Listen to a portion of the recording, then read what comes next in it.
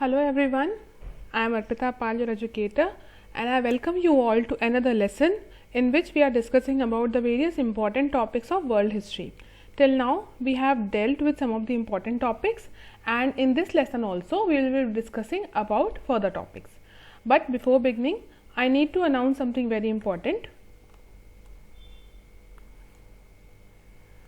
Now, get a personal coach and enhance your UPSC CSE preparation. You are unique and so are your learning needs. Wouldn't it be great if a personal coach helped you at every step of your journey towards cracking UPSC CSE?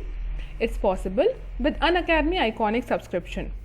With the Iconic subscription, you get one-on-one guidance for your UPSC CSE preparation by an expert. If you haven't yet, this is your chance to upgrade to the Iconic subscription and enjoy benefits like personal study planner, study booster sessions, high intensity workshops and a lot more. The link will be given in the description box below. So subscribe and use the code SHARMA20 to avail 10% discount. All you have to do is subscribe to Unacademy Plus with an Iconic subscription and use the code SHARMA20. This code will help you gain 10% discount on your subscription. So do subscribe to Unacademy Plus as soon as possible. Now let's begin. See, today we will be discussing about the bipolar world and Cold War. In the further lessons या इसके बाद जो हम lessons देखेंगे उसमें मैं आपको unipolar world और कैसे यूएसएसआर का फ्रैगमेंटेशन या डिसइंटीग्रेशन हुआ वो डिस्कस करेंगे.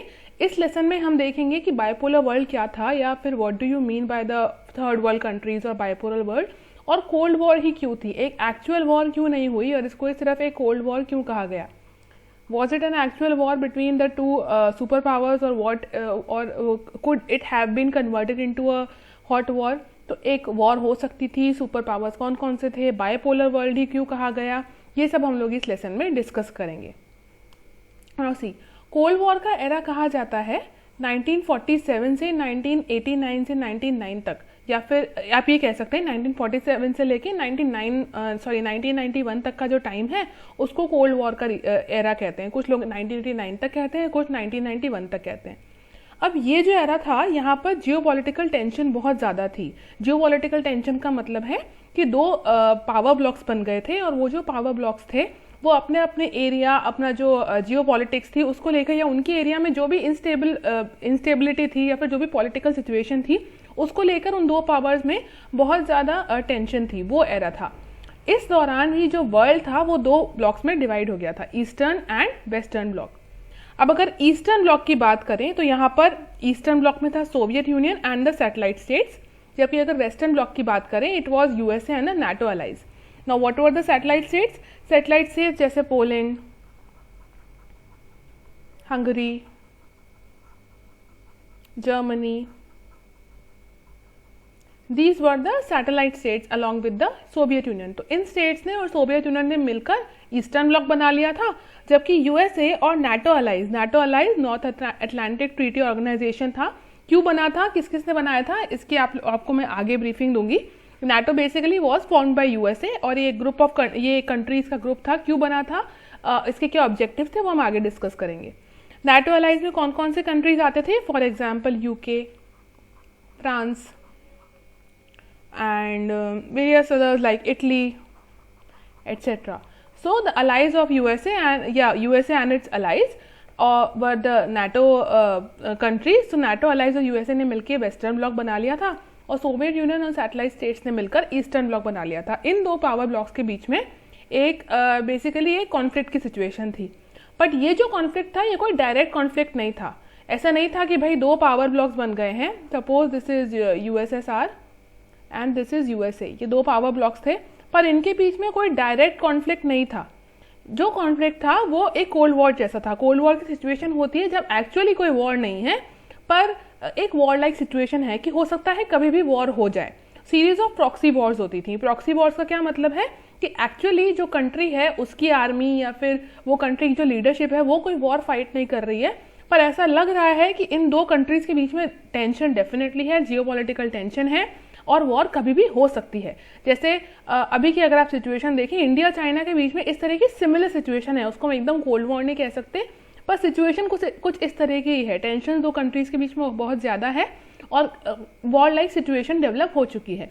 ऐसे ही बिटवीन यूएसए और between Soviet Union and USA it was a series of proxy wars. Now why were the series of proxy wars, or why did the series of proxy wars take place? Firstly, ideological differences. इनके बीच में ideological differences थे. Let me explain you on a screen.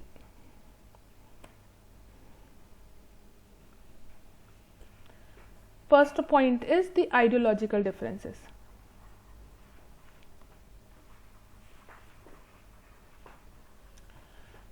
If we talk about the ideological differences, then USA was one which favored capitalism, whereas USSR favored socialism or communism. सो ये ideological difference main point था कि जो दो power blocks थे उनके बीच में जो ideology थी वही मैच नहीं करती थी। यूएसए कैपिटलिस्टिक ब्लॉक था या फिर कैपिटलिज्म की थ्योरी में बिलीव करते थे, जबकि यूएसएसआर एक कम्युनिस्ट नेशन था, यहाँ कम्युनिज्म में बिलीव किया जाता था। यहाँ पर ये कहा जाता था कि जितनी भी पावर सेंटर है या जो भी पावर है या जो भी इकोनॉमी का कंट्रोल है वो सारा गवर्नमेंट के हाथ में होना चाहिए, everything must be government owned. जबकि अगर यूएसए की बात करें, यहाँ पर फ्री इकोनॉमी थी, यहाँ पर जो प्राइवेट इंडस्ट्रीज हैं उनको ज़्यादा पावर्स दिए जाते थे, they were much more free trade, free economy. तो this was one of the main differences between USA and USSR. The second reason was the arms race. Arms race, both the powers were very much interested in increasing their military spending. तो ये जो अपना military strength है या military को strengthen करने के लिए बहुत ज़्यादा उस पर पैसा लगा रहे थे। अपना बजट का एक पर्टिकुलर जो हिस्सा है वो मिलिट्री स्पेंडिंग या मिलिट्री या जो वेपन्स है उन पर खर्च हो रहा था। This was one of the reasons, क्योंकि दोनों कंट्रीज या दोनों पावर ब्लॉक्स यही कर रहे थे। धीरे धीरे हर कोई अपने वेपन्स पे या फिर अपने आर्मामेंट पर बहुत ज़्यादा ध्यान दे रहा था। बजट में मैक्सिमम पार्ट जो है बजट का वो वेपन्स को डेवलप करने के लिए रखा जा रहा था। दोनों कंट्रीज एक दूसरे से कम्पीट कर रहे थे इस चीज़ में। The third reason was एस्पिनेज।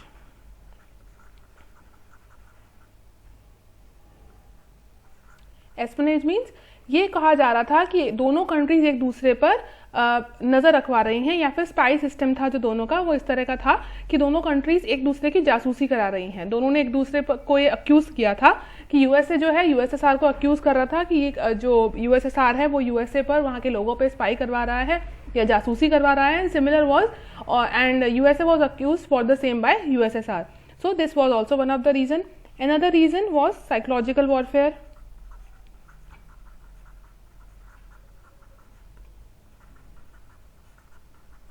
जैसे अभी आप देख रहे हैं इंडिया चाइना के केस में साइकोलॉजिकल वॉरफेयर चल रहा है कि चाइना हर रोज़ एक नए वीडियो निकालता है अपने आर्मी के लिए, या फिर जो उनकी किसी तरह की भी आर्मी की जो वर्कशॉप्स हो रही हैं या फिर उन्होंने कोई मिसाइल लॉन्च किया, कुछ भी इस तरह के वो लोग वीडियोस निकालते रहते हैं इंडिया को डराने के लिए।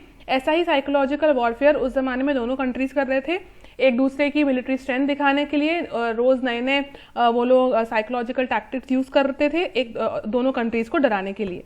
Another reason was workmanship, your bigmanship. Now what is bigmanship?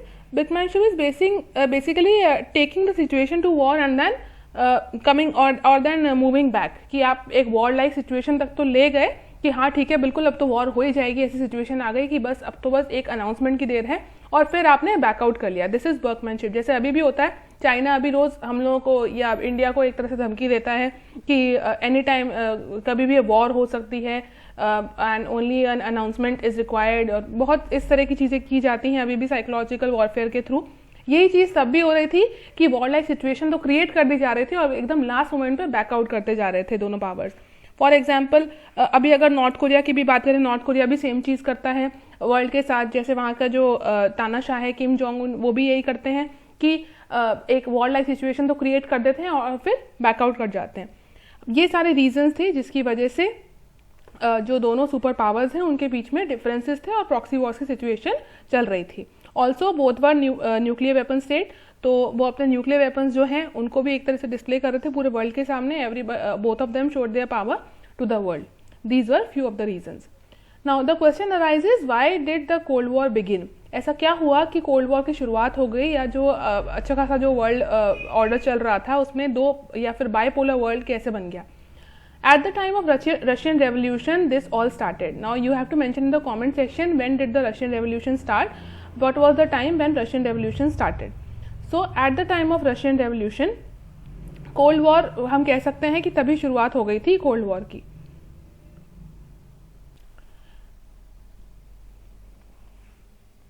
How? During Russian Revolution, there was a state of war, or there was civil war between the whites and the reds. Now who were the whites and the reds? The whites were the ones who favored capitalism,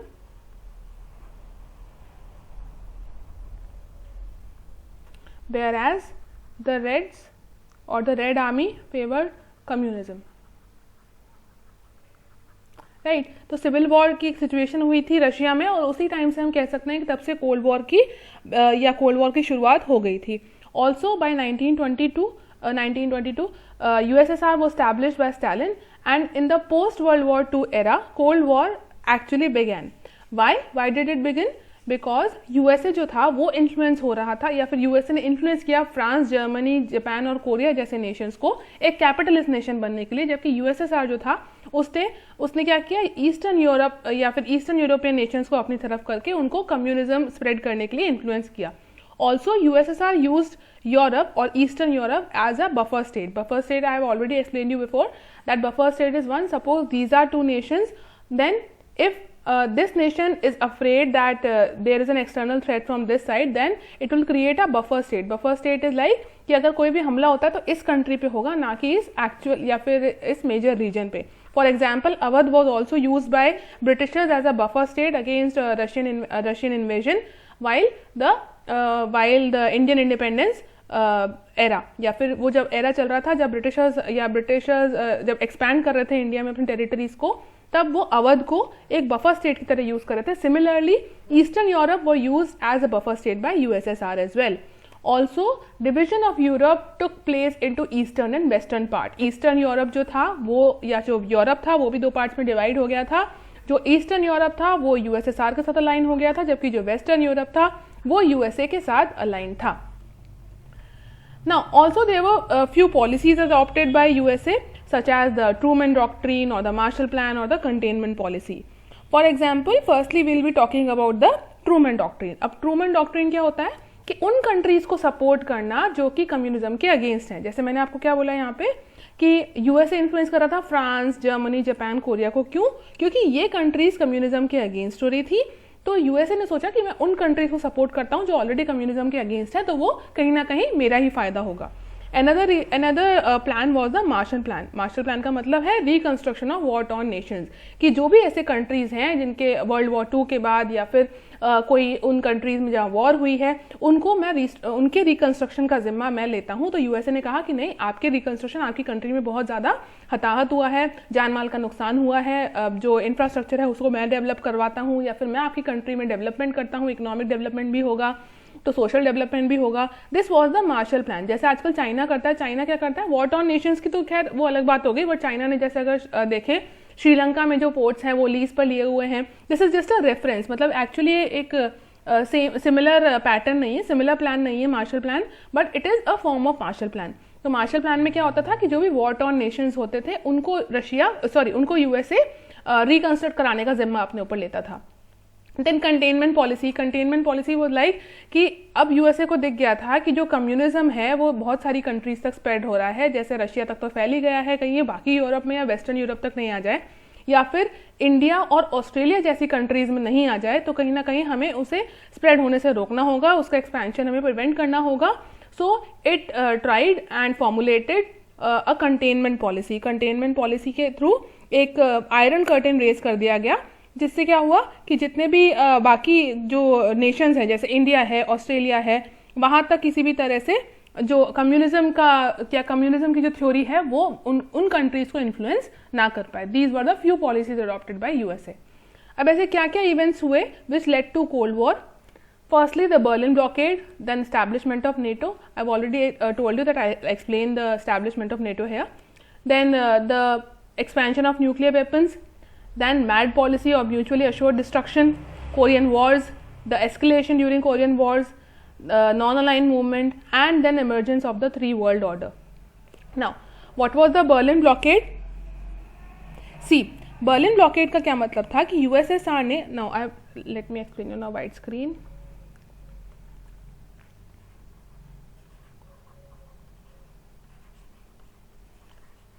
Now see, what was the Berlin blockade? I've already told you that Germany was also divided into, Germany got divided into Eastern and West Germany.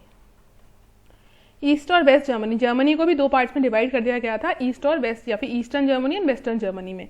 अब अगर USA की बात करें तो waste Germany USA ने annex करने का सोचा था, अनेक्सेशन में ले लिया था. ऐसे ही eastern Germany was with USSR. अब क्या हुआ, यूएसएसआर ने जो वेस्ट बर्लिन है वहां पर एक ब्लॉकेड कर दिया.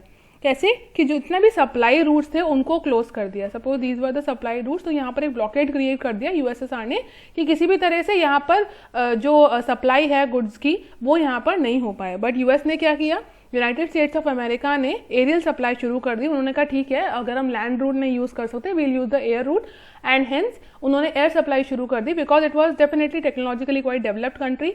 सो एयर सप्लाई शुरू हो गई, and then finally at the end, क्योंकि जो धीरे धीरे जो प्रोडक्ट्स थे, क्योंकि यूएसए की इकोनॉमी बहुत ज़्यादा डिपेंड करती थी इन रीजन्स पर भी, तो यूएसए ने एयर ड्रॉपिंग शुरू कर दी प्रोडक्ट्स की, और फाइनली ब्लॉकेड को हटाना पड़ा. So finally in 1949 Germany was also divided into two parts. Then the establishment of NATO. Now I'll explain you in or on a wide screen again.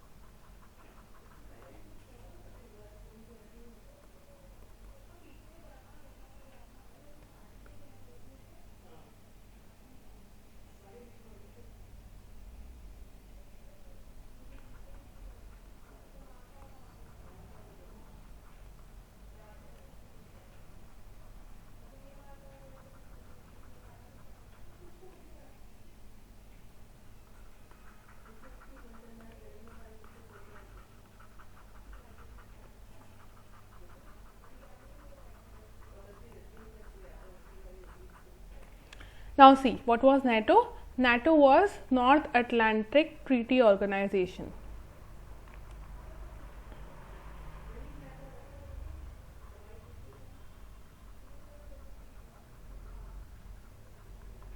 Right. NATO basically USA ने establish करवाया था. क्यों? Because I have already told you कि USA की containment policy शुरू हो गई थी कि किसी भी तरह से यूएसएसआर को यूरोपियन नेशंस में, स्पेशली वेस्टर्न यूरोपियन नेशंस में पहुंचने से रोकना है. तो अब क्या हुआ, यूएसए ने क्या किया, जो एक मिलिट्री ऑर्गेनाइजेशन स्टैब्लिश किया, जो कि जहाँ पे ऐसी कंट्रीज थी जो कि एंटी कम्युनिस्ट थी या फिर जो कम्युनिज्म को फॉलो नहीं करना चाहती थी, कैपिटलिस्ट आइडियोलॉजी की थी, उनको मिलाकर नेटो या फिर नॉर्थ अटलांटिक ट्रीटी ऑर्गेनाइजेशन बनाया ताकि यूएसएसआर का जो एक्सपेंशन है यूरोप में उसको रोका जा सके. Also during this time USSR ने अपना फर्स्ट न्यूक्लियर वेपन टेस्ट किया था. So this also threaten USA कि अगर इन्होंने अपने न्यूक्लियर वेपन्स और ज़्यादा स्टैब्लिश कर लिए तो हो सकता है ये आगे यूरोप में एंटर कर जाएं.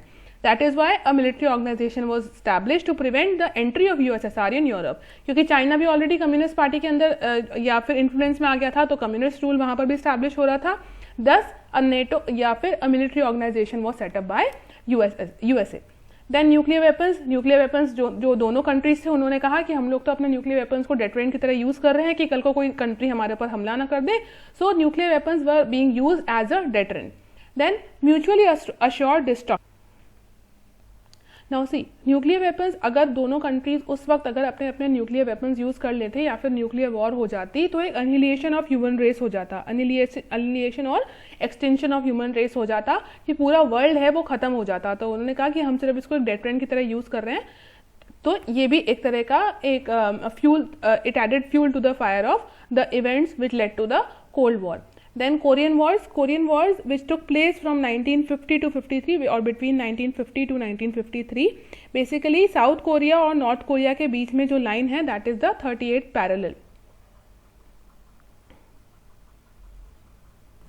This line separates North Korea from south Korea. तो साउथ कोरिया जो था वो यूएसए के इन्फ्लुएंस में था, जबकि अगर नॉर्थ कोरिया की बात करें तो वो भी चाइनीज इन्फ्लुएंस में था. यहाँ पर फिर एक फाइनली एक सीजफायर अग्रीमेंट किया गया, बट फिर भी कम्युनिज्म को कोरियन नेशंस तक पहुँचने से प्रिवेंट करने के लिए जो यूएसए था वो अपनी कंटेनमेंट पॉलिसी यहाँ पर भी शुरू कर चुका था. बिकॉज एक डोमिनो थ्योरी होती है कि अगर बाकी कंट्रीज में धीरे धीरे, जैसे हम लोगों ने ऑलरेडी डिस्कस किया था, यूरोप में communism was on a rise.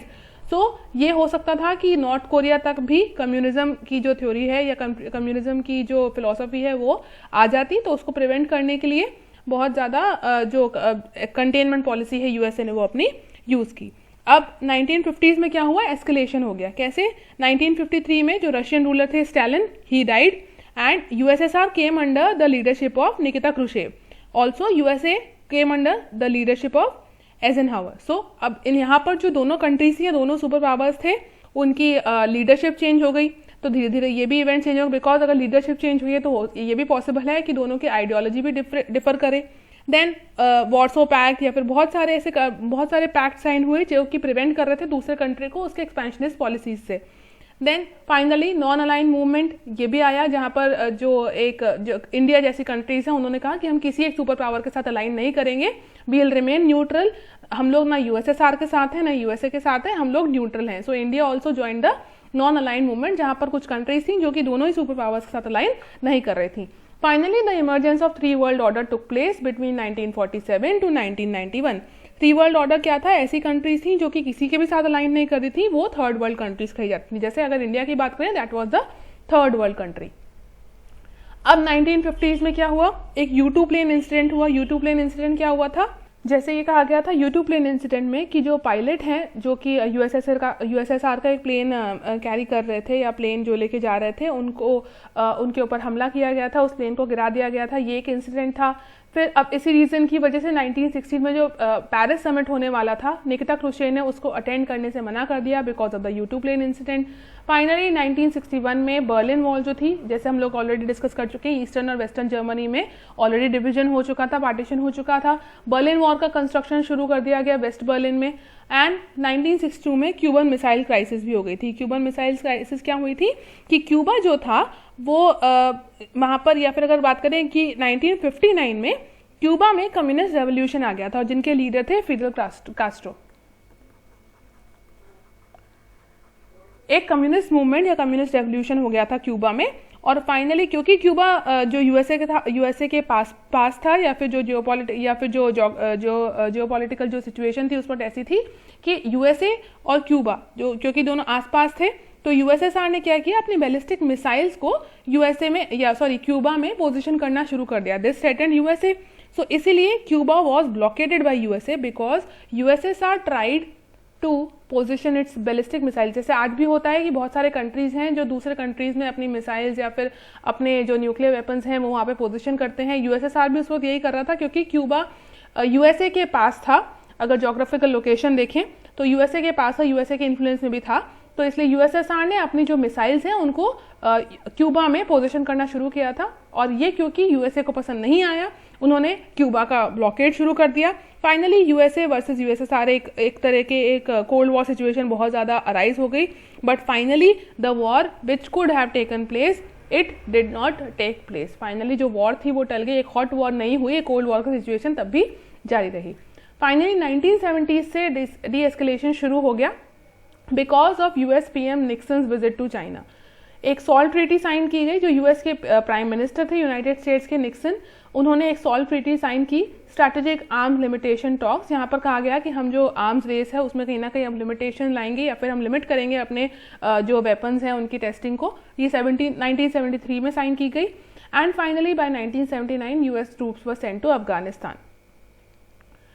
Then by 1980s Moscow Olympics जो थे वो यूनाइटेड स्टेट्स ने बॉयकॉट किए. Similar situation was done during और similar situation took place during the LA Olympics which were boycotted by USSR. अब ये क्यों हुआ था क्योंकि दोनों कहीं ना कहीं कोऑपरेशन तो हो रहा था कंटिन्यू, बट फिर भी एक कोल्ड वॉर सिचुएशन तब भी थी, क्योंकि कम्युनिस्ट गवर्नमेंट को सेटअप करने के लिए जैसे यूएसएसआर ने अपने जो ट्रूप्स हैं वो अफगानिस्तान में भेज दिए थे, इस तरह से जो यहाँ पर दिस शुड बी यूएसएसआर, जैसे यूएसएसआर की बात करें तो उन्होंने अपने ट्रूप्स अफगानिस्तान में कम्युनिस्ट रजीम को सेटअप करने के लिए भेज दिए थे। तो वो बहुत सारी सिचुएशन थी जो कि कोल्ड वॉर को फ्यूल ही कर रही थी।